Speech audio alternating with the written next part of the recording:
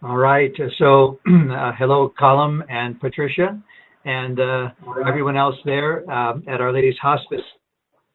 You're all very welcome, and I'm delighted to be here.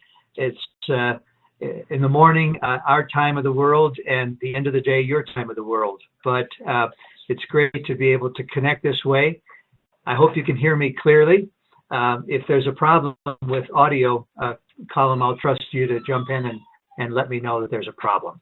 But I'll get started, and I have some slides here that I'll be showing, and I would just like to give an overview of this work that we've really been privileged to do in Ireland now for about 9 years. We've taught some of our courses over that time in Sligo, a bit in Cork, but most of all there at Our Lady's Hospice in Dublin. And we have the opportunity to come back in June and begin a new series, and that's what I'd like to talk to you about today. So you can see from the title there, The Sacred Art of Living and Dying, that the emphasis is really on both. It's talking about suffering, but transforming suffering. So it's a very positive approach. People leave, they tell us consistently, inspired to know how to better handle some of the stress that life just inevitably brings to us. Are you hearing me okay there? All right. Okay. So just to pick up. So just to pick up what people have told us over the years is that these programs, far from being depressing, are inspiring. And while they give us skills about how to help and support our relatives and loved ones at the end of life, just as importantly, they're very much about the art of living. And so that's what I'd like to share with you a bit. Give you some preview of what we cover in the course. So for the last 20 years, our center, our institute, has been offering these programs in other parts of the world and here in North America. And the work really began with hospice, but it's expanded considerably over the years to include people who are caregivers, carers in every kind of life situation. And what I hope that this work would do for you is, regardless of what your position or station in life is, it would give you some skills to better know how to support others when they're dealing with difficult times of transition. Because we've taught these courses literally all over the world, we really bring, we believe, a global perspective to the topic. So while we're from North America ourselves, we've been lucky to be able to integrate teachings and traditions and insights literally from all over the planet. The book that Patricia referred to, the American Book of Living and Dying, has been translated now in a number of languages. And I always like to say that, and a bit apologetically there in Ireland, that while the American word is in the title, it's only there because we as Americans are the worst in dealing with death and dying. We truly are. That's been well documented. So in some ways, if we who are the worst at it can learn how to better manage a difficult topic, then hopefully that's something that we can bring to other cultures as well. The first testimony that we had for the book internationally was really from the Irish Times. The New York Times picked up what the Irish Times wrote about it when they reviewed the work, and they called it as groundbreaking as the work of Elizabeth Kubler-Ross. And of course, she was the great teacher bringing death and dying into our cultural consciousness now 20 and 30 years ago. The other person that I have to mention and that I enjoy talking about, especially there in Ireland, is our very special mentor, John O'Donohue. He was offering his retreats and his programs here in our state of Oregon over quite a number of years. And he and my wife Mary and I began to imagine how we could take his work and move it forward, especially his work around Anamkara. He wrote a book called Anamkara back in 1986, which was one of the most widely published international bestsellers of its time.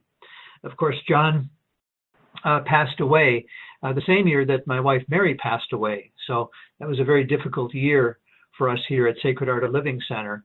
And yet in some ways, John's work really continues to be embodied through what we're going to be teaching you in the Sacred Art of Living and Dying. So I wanted to mention that because John's Irish voice is not a token part of this. It's very much an essential weave to the work that we do at the center. I always like to begin by saying that what I love teaching people is about this great library that humankind has created over the millennia about death and dying. And you probably have heard of the Tibetan Book of Living and Dying and maybe the Egyptian book. A lot of people, even in Ireland, I found were not aware that there was a Celtic tradition of living and dying that's very much an essential part of this library. And so we draw on that teaching and wisdom as well. The overarching historical framework for our work is a wonderful European tradition that existed for 500 years called the Ars Moriendi, Latin for the sacred art of dying. And once again, when you go and you understand the history of this great tradition that was ingenious in helping people diagnose spiritual suffering. Really 1,000 years ago, it's remarkable that our ancestors created this tradition. And the reason I think that they were able to do that, and you can find them in the manuscripts of their of these hospices all over Europe, was because of the influence of many cultures and different spiritual traditions at that time, which were all held in a kind of equal position. So I found in my research that the sacred art of living and dying from 1,000 years ago had something very important and essential to speak to us today. Here's just one little sample of it. There was a monk from Ireland in the 11th century who established one of the oldest hospices in the continent of Europe in Switzerland. And my background is in ancient languages. And so at this monastery in Engelberg, Switzerland, we were translating this manuscript from this Irish abbot, this Irish monk. And everything at that time in the hospices was written in 11th century Latin. It was the language of the day. Except when we came to the bottom of every one of these pages, the circle there in red, if you can see it, had a phrase that I was not able to translate. It was not Latin. And it was an Irish scholar from Glenstall Abbey, Father Sean O'Dinn, who helped us translate those phrases. And they're in Old Irish, actually Middle Irish, technically speaking. And they didn't translate them in Latin because you couldn't exactly put the words in a different language. And if you translate that phrase, for example, you get this amazing wisdom. May you have the commitment to know what has hurt you, to allow it to come closer to you, and in the end, to become one with you. Now that's an 11th century bit of wisdom. And it's not for the person who is sick or dying.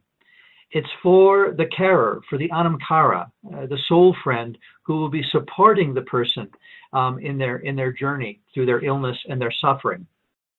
And when I've shared these texts with counselors and with modern hospice professionals, they've all told me that this bit of wisdom from 1,000 years ago could be taken from a depth psychology manual today. It was so brilliant. And that's the instinct that our ancestors had around how to deal with suffering.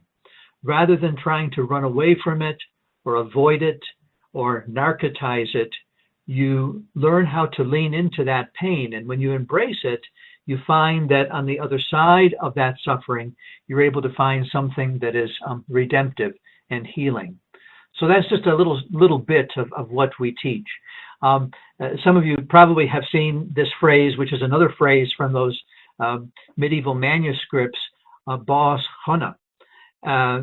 It really talks about having a happy death. Bos Hona. May you not see death as a curse, but as something that is potentially redemptive and healing for you.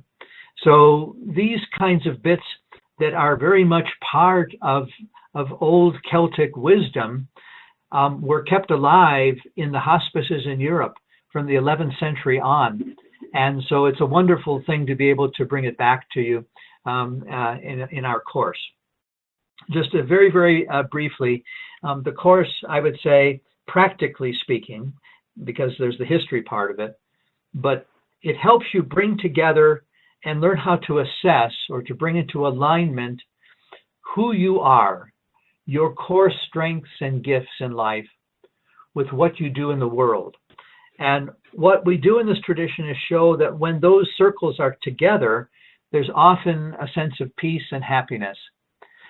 When what we are doing in our lives and in the world is separate from who we essentially are, it's often the cause of great suffering. So we will introduce some tools, some practical tools that now are used literally all over the world.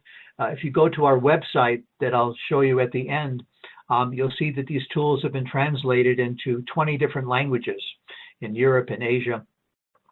And they're ways of helping people measure physical pain, which we're used to that kind of scale, emotional pain, which we sometimes use to help people understand their affect.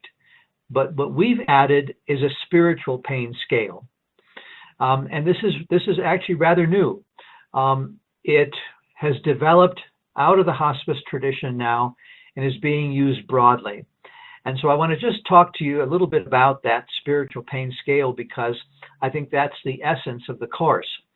That we would say that any human being, regardless of whether they have a particular religious tradition or not, that's really secondary, hardwired into us as human beings are 4 different essential qualities that we require to be well, to be balanced. We need a strong sense of meaning, of hope, of reconciliation, and of solid relationship. And when those are healthy, when those are in place, then when we take our spiritual pulse, we find there's alignment. When something is out of alignment, it's because there's suffering in one of these 4 areas. For example, in the area of meaning, if people have lost a sense of purpose in terms of why they're here, then that can often be a source of suffering.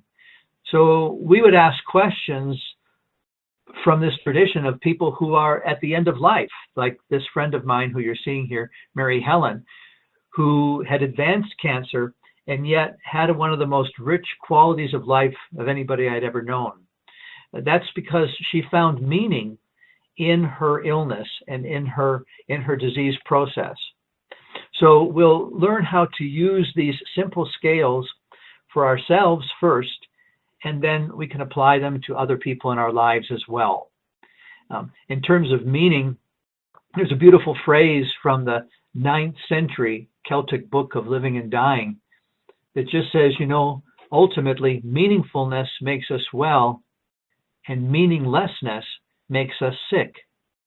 It seems so obvious, but I think the course really gives us a chance to explore that together. If you take the area of forgiveness, a very important area that often causes spiritual pain for people as they're aging and at the end of life. Here I could bring a quote from an American sort of icon here, Steve Jobs, who of course invented these iPhones and so many of these devices that we carry around.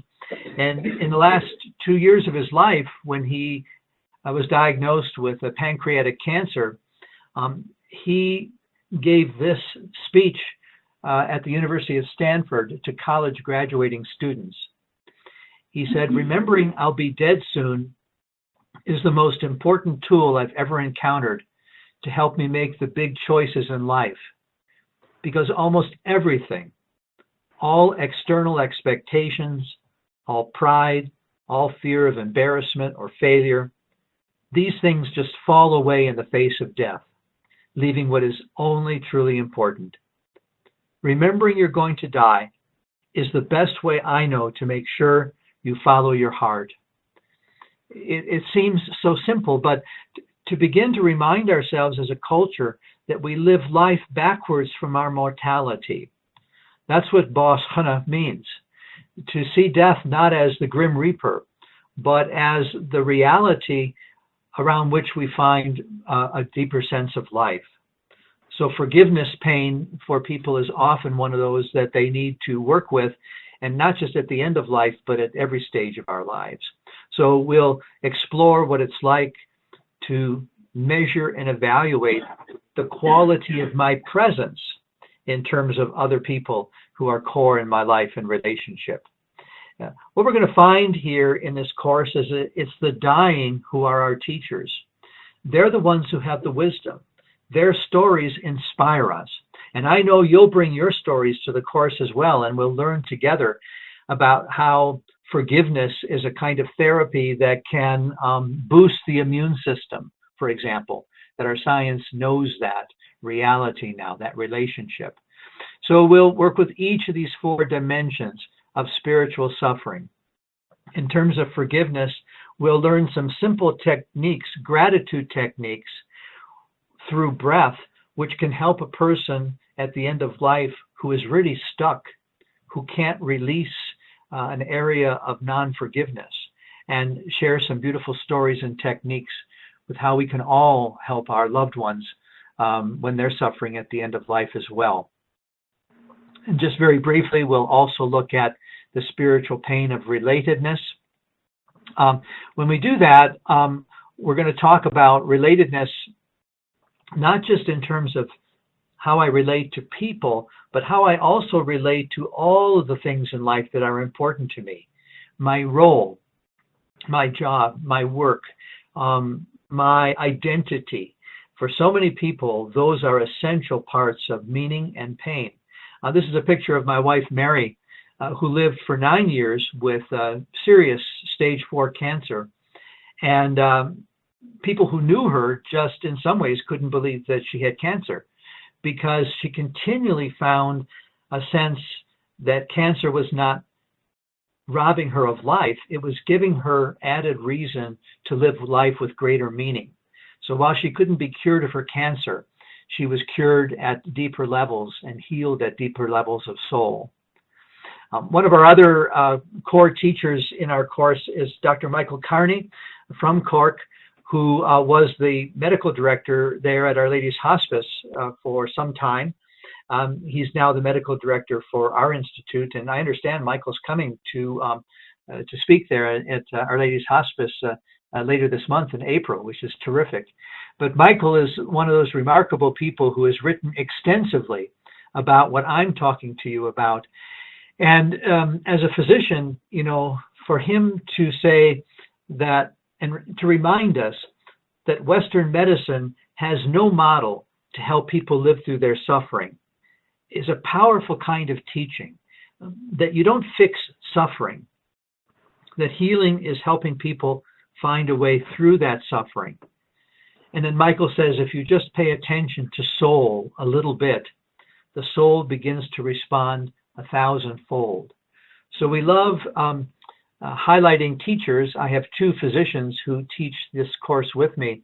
And we love to bring together, as we say, soul and science, the inner work of spirit and the outer work of our physical bodies. And when we combine those, we have powerful techniques and therapies that we can teach. The final quality for spiritual wellness is hope.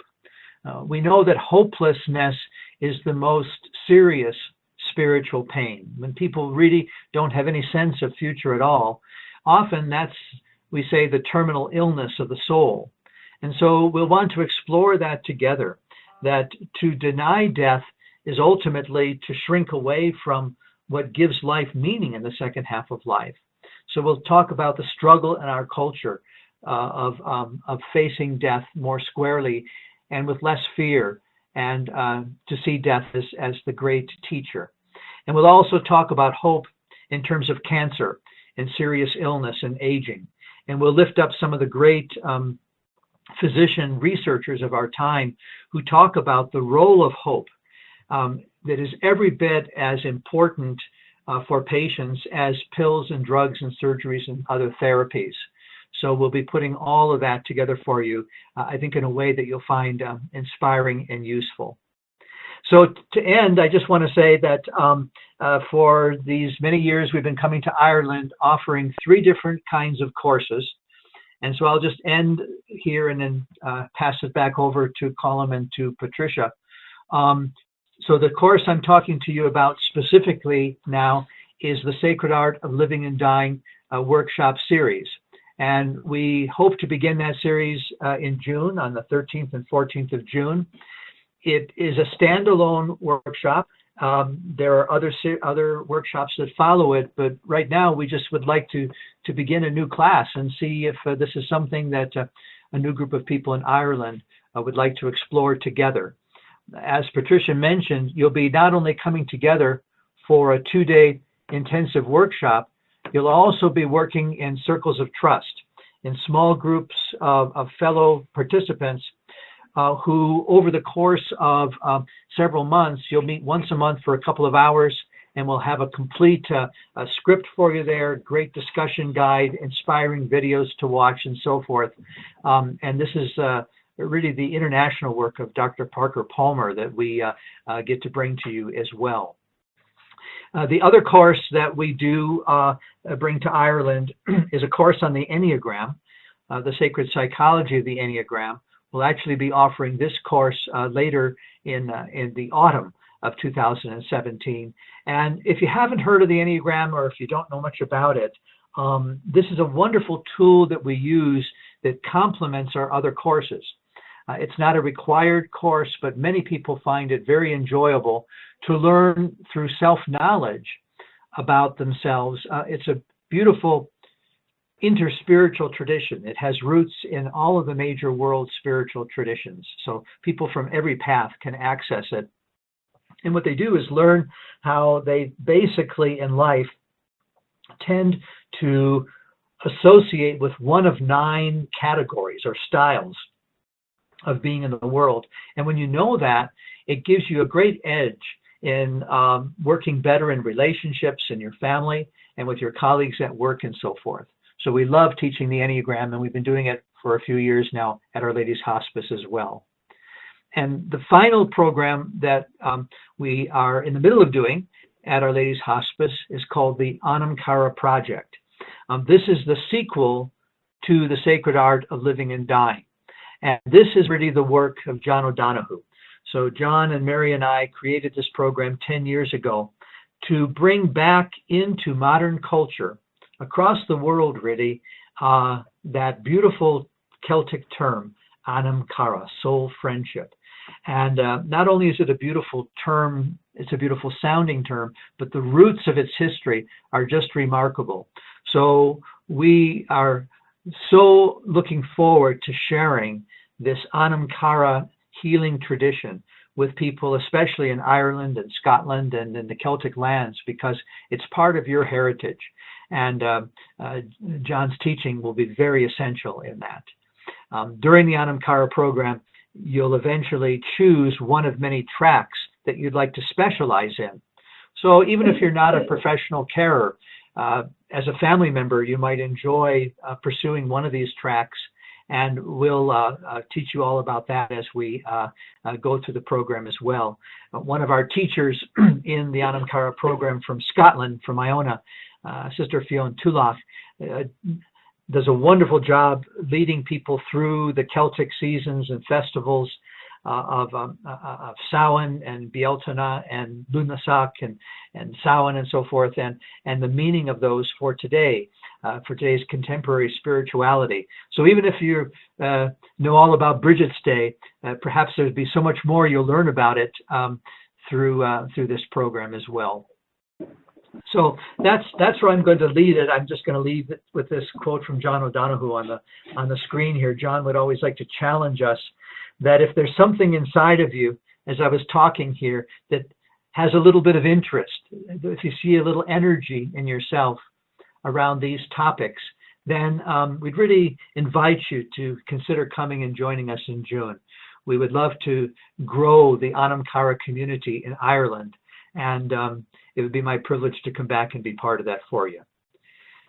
So I think that's it, Colin and Patricia, from my end. Thank you very much for your testimony.